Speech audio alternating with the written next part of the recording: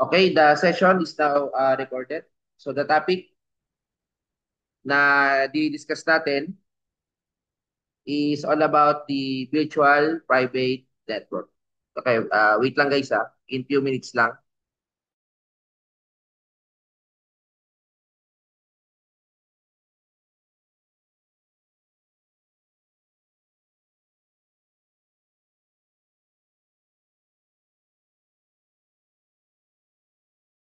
Okay, so going back. So our lesson is all about the virtual private network. No? So actually, as we begin our discussion, so VPN, actually, when we say VPN, it's a virtual network. So what are the things that we need to consider? So, ito yung mga kailangan natin no, in terms of internet working or VPN, no? So, una, I think we should have uh, internet, isa yan. Kinakailangan natin ng internet connection. Kasi without the internet, we cannot have a virtual private network. So therefore, it is very important no, to have an internet connection. Now, the purpose of it, even though wala ka doon sa premises, but using the VPN, you can connect. No? So imagine if you are at the comfort of your homes, you are working remotely. So even though you are not physically present, you can still access the information because you are uh, connected. No? The connection is extended sa mga remote offices. Kaya nakaka-connect ka. Even mobile users. So, ano yung ginagamit? Aside from the internet, dapat mayroon siyang encryption. We already know that encryption is a form of security, di ba? And tunneling. So, nagkakaroon tayo ng private path para makapag-establish ka ng secure end-to-end network connection. Okay, via internet. So, that is the VPN. Now, take note of this. No? This is a typical VPN. So, wherein there is an overlay network, you can notice. No? So, ang ginagawa nito, in-extend nito yung private network. Imagine this is the main office. Nagkakaroon siya ng ano ng ah tawag dito, nagkakaroon siya ng overlay, no? Ah or nagkakaroon siya ng private network across public network. So imagine, ang VPN pala is an overlay network, no? So parang binibigay ito, binibigyan mo ng access, no? Kasi ine-extend nito yung private network. So imagine, from the private network, 'di ba? Across public network. O, yan yung nangyayari. Okay?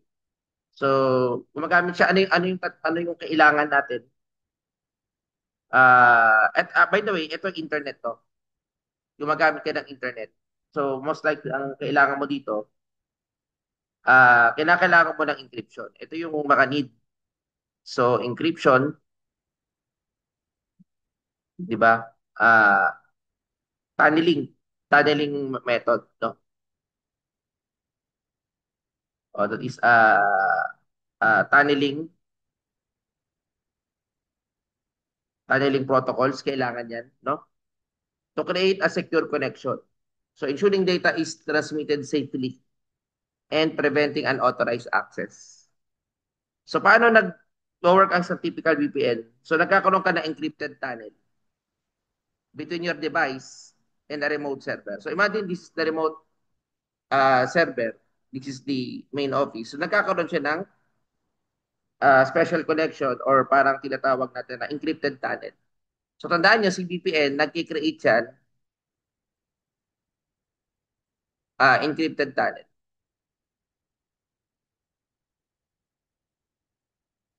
Okay, nag-create siya ng encrypted tunnel, no? So, kaya guys, no, as we know, no, may mga protocols tayo. So, ano yung mga protocol? Halimbawa niyan, yung mga IPsec, that is a protocol. These are the protocols. So, these are the VPN protocols na commonly na makikita nyo, may encounter nyo. Yung IPsec, ano pa ba? Yung WireGuard. So, those are examples of protocol. What else? Meron siyang OpenVPN. Okay, typically, yun yung mga VPN protocols. No? Pero, kung titinan mo yung ating uh, types of VPN, meron tayong mga site-to-site VPN. Later, ma-discuss natin. No? So, remote access, pwede sa remote, meron kang private network. No? Pero kinakailangan ng ISP. Now, ano tong VPN client? Actually, meron mga software installed dito. No? Para yung device makapag-initiate a secure connection. Kaya may ini-install sa mga client software installed sa mga devices. The function of this is to encrypt your internet traffic. Kaya meron tayong ini-install. We call that VPN client. No? So imagine with this, it can reduce cost of long distance access calls. So you will just install a software. Kaya may mga ini-install sa mga devices para makapag-provide ka ng remote connection. No? Tapos yung endpoint niyan, yung VPN server. No? Yun yung nagre-receive ng encrypted traffic. So, dinidecrypt niya yun and routes it to the internet or internal resources. So, yun yung mga nangyayari. No? Typically sa components ng VPN. So, may VPN client, meron kang VPN server, VPN protocol. No? Commonly, yun yung mga ano. So, pag sinabi nating site-to-site, that is an alternative one infrastructure o parang nagko-connect ng entire network such as corporate offices. Parang ang ano nito kasi guys, no? Let me ano to no, let me write. I think yan, isulat natin dito sa may yan. Let me ano no, let me itong site to site kasi pag sinabing site to site, nagko-connect na entire network such as corporate office to branch office para makapag-allow ng secure uh, o makapag-secure once you are sharing resources across multiple internal network, no? So yun yung ano. Ngayon, ano bang kaibahan nitong intranet saka extranet? Intranet VPN, even though you are not connected to the internet, because of the internet within an organization, you have the freedom to access once you have the credentials na kailangan, no? Okay, so yun, no? Yun yung mga ano, yun yung mga typically. Now, kung i-continue pa natin, no? Itong VPN technology, may tinatawag na trusted which is the companies circuit from communication provider, so mga ISP, no, and use them as the same manner they use physical cables in a private LAN. When we say trusted, this is it means data integrity and security. Now, VPN uses internet as a corporate communication medium. So how data is encrypted before sending, move over the internet. So ito ganito yung ginagawa, no? And then decrypted at the receiving end. So yun yung most likely the technology of the VPN. More desirable naman siya than trusted VPN, no? So nagpo-provide siya ng mga secure remote access. Okay? So now, a hybrid, siyempre combination, a secure VPN is created as a part of trusted VPN, creating a hybrid VPN, no? Kaya may mga VPN equipment. Okay? So, syempre, one of the building blocks of VPN, security. So, sa, alin, yung AAA, alam niyo ba yung AAA? Yung authentication, authorization, accounting, accountability, no? Authorization. Now, ano ba yung ini-encrypt o yung binibigyan natin ng ano ng tawag dito ng security network kasama yung data and addresses. Na dapat ang nakakaintindi lang si sender at si receiver. Hindi yan sinisend sa public, no? Dapat it's between the sender and the receiver. Siyempre, if you can connect, one of the things that you need to consider is the quality of service, the performance. Pag sinabing quality of service, performance yan. 'Di ba? Baka naman mabagal, baka mataas ang latency. So hindi natin masasabi na quality yung service. So dapat pinaprioritize diyan yung bandwidth management, binabibilis natin yung information, and syempre avoid congestion. Now, yung ibang classification natin no, ng mga TCP, MAC addresses, no, makikita din natin, no? Okay? So ngayon, namaya, no, i-ano ko rin yung mga example ng VPN setup din, no? Mag-drawing tayo dito, no? Ito, management of devices. So, merong element policy. So, depende sa network administrator, no? Pero ang pinaka ano niyo dapat once you became a network administrator, dapat ano lang, simple as better, as much as possible, no? Para less expensive ka, no? Okay, so minsan ina-outsource yung VPN management, no? Ina-outsource yan yung VPN management, no? Ina-outsource natin yan to the ISP. Para si ISP na yung ano, syempre may dagdag na bayad kapag si ISP yung nag-provide. Syempre VPN, reliable access, secured. Even though you're not connected physically, you can still access the file. So, ngayon, dahil meron ka mga VPN software na naka-install doon sa mga VPN clients mo, this software allows transmitted data packets to transparently switch over to different path in case of a device failure. So now, redundancy is reduced, no? Particularly. Now, doing your VPN, ito dapat i-consider mo, apat yan. No? You should have an internet service. You should have a security policy server. You should have a public key infrastructure or a VPN gateway solution. Okay? So, yan yung mga main uh, tawag ito, main requirements. No, mamaya, i-detail ko, no, how to set up your own VPN para mas madali nating maintindihan. No? Kasi para tayo, kahit kayo rin, eh makakapag-set up. No? Makakapag-set up ng VPN. No?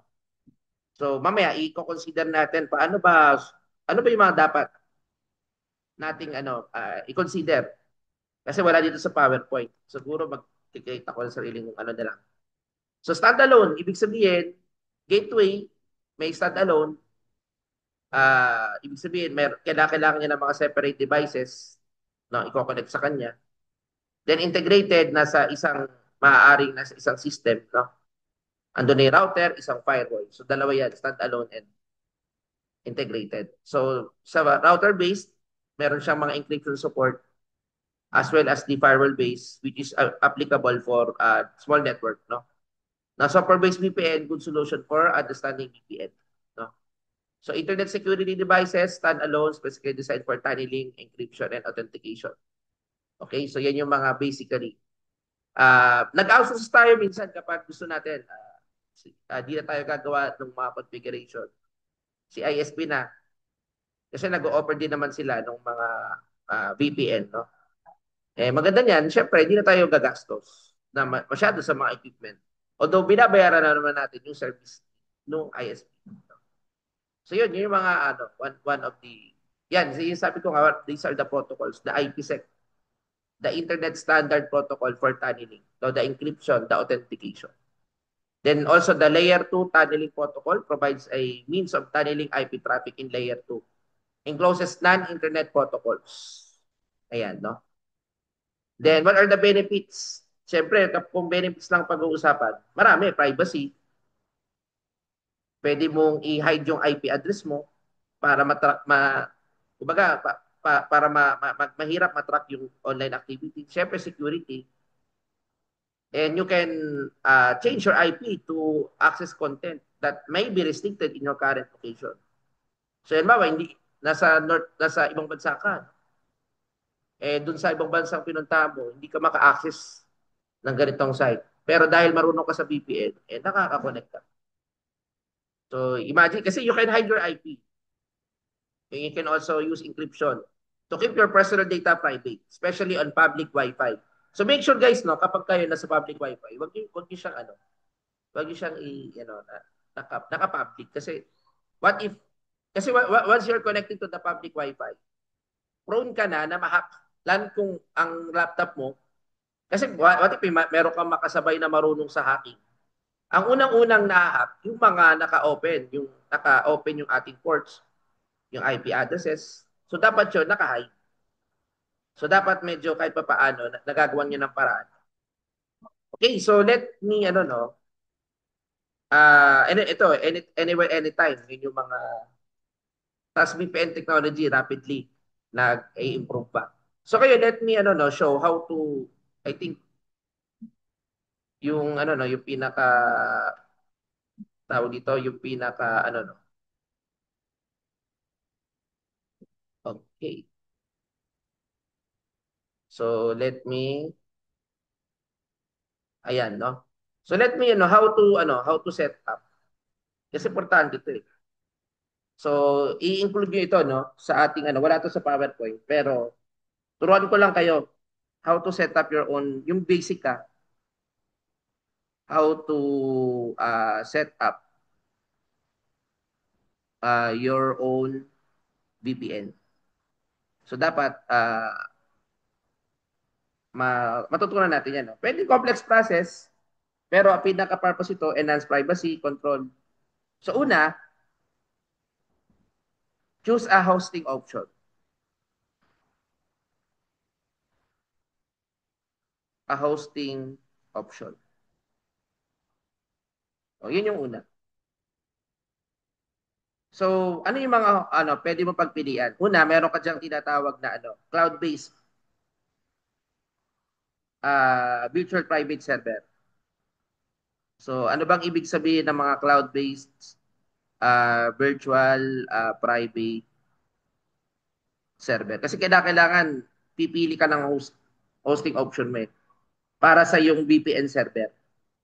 So, pag sinabi nating example nito, ang provider nito yung AWS, Amazon Web Services. Example yung AWS or yung Google Cloud. So mag-provide ka ng pili ka ng iyong hosting option. Oh, kasi yan nag-o-offer yan ng mga virtual private server solution. No, ideal for VPN, no? Global reach naman yan. Then pwede ka rin maging hosting option is your home router. Oh, pwede naman to. So paano? Kasi mga modern routers kayo, meron siya mga built-in VPN. Tandaan nyo, check nyo yung inyong mga routers. Meron siya mga built-in tawag dito, VPN, no? So, perfect siya, no, to access your home network remotely. Or meron kang dedicated server. Okay, yan yung mga isa sa mga importante. Meron kang dedicated server. So, baga mag-set up ka ng dedicated server at home provides maximum control. I think may mga gumagawa nito. Sa inyo may gumawa na nito, alam ko na nagkaroon siya ng dedicated server. Sige, so yung una, namili ka na. Pangalawa, select a VPN protocol. Select a VPN protocol. So ano ba yun? Paano kaya yun? Kasi guys, kapag namili ka ng virtual private network mo, it affects the speed, security of your connection. Tandaan nyo, a balance of security and speed make it a great choice for VPN. No? So, ano ba yung example ng mga protocol? Di ba kanina, na-discuss ko yung protocol, pero pa-refer ko lang. Pag sinabing VPN protocol, this is how data is securely transmitted. So, example nga nito, yung IP security. Di ba? Open VPN. Yan ang mga example na ginagamit natin in selecting your VPN protocol. No? And very crucial yan, dyan sa part na yan. Tapos, pangatlo, set up and configure your server. Configure your server. So, most likely, ang unang-unang ginagawa mo dyan, kapag ikaw ay kinakailangan mo mag-install ng mga necessary software. So, iyan ko na yung mga steps, no? Necessary software. So, ano ba yung mga necessary software na dapat nating ma-install, no? Depende kasi sa hosting choice, no? OpenVPN yung alam kong ginagamit dito. OpenVPN, no? Create security certificates. Yan yung mga ano, paano mag-configure, create security certificate. So dito, makakapaggawa ka ng ano, mag-generate ka ng mga SSL, generate SSL, saka TLS certificate. So para saan ba yan, no? Kung di ako nagkakamali, to secure your connection. So ano ba yung SSL? Actually, yung SSL VPN, nagpo-provide yan ng secure access via web portal. Natandaan niyo to, this via web portal, no? Gagawa ka ng mga via web portal and an SSL, kung di ako nagkakamali, secured tunnel. So yun yung ano pinaka means, no? So ginagamit sa mga large remote teams. So yun yung commonly na ginagamit natin, no? Yung iba gumagamit naman ng firewall rules o configure firewall rules. Configure firewall rules. So paano ba yung nagpa-firewall rules? Ensuring your server's firewall is configured to allow VPN traffic, no? Tapos ngayon, di ba? Siyempre magti-test ka ngayon ng ano mo, no? Ng tawag dito ng iyong VPN connection. So check mo ngayon, no? So test na lang, i-ano ko lang ito. I think letter C siya. Ayan. Wait lang. Letters. So letter C, ito yung configure firewall rules. Now, for number 4, test your VPN connection. So yun yung pang-apat na step na kung saan before regular use, conduct true root testing, no? To ensure everything is working correctly. So test your VPN connection. So most likely, yan yung pinaka-basic. And the requirement, kinakailangan, una, may internet ka, encryption, advanced encryption, no? Tapos tunneling protocol. Yan yung mga requirement para makapag